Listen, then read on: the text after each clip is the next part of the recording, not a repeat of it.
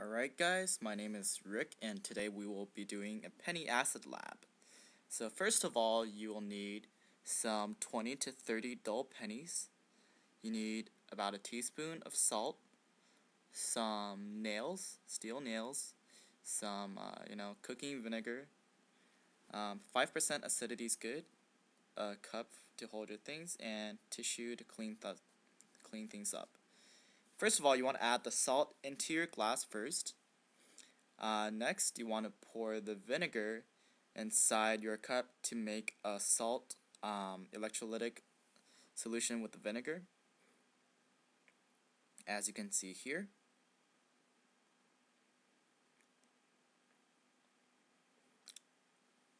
The next step, you want to stir the solution until it becomes relatively clear.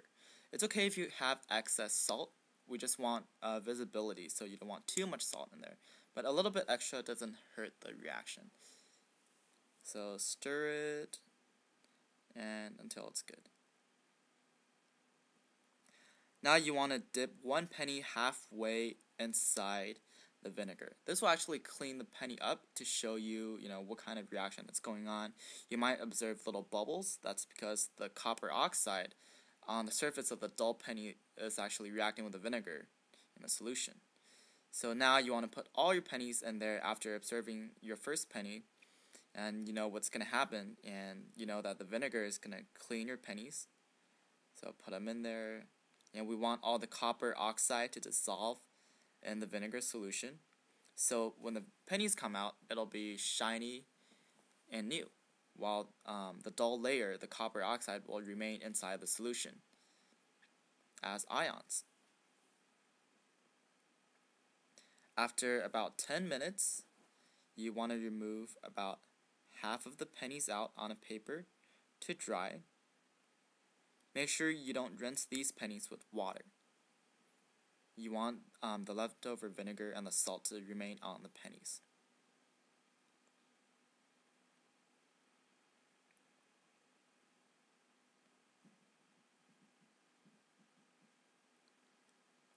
The next step, you want to remove about the other half of the pennies onto a paper plate. Don't dry them yet, because we are going to rinse them. Under just regular water is fine. You don't need purified or distilled water.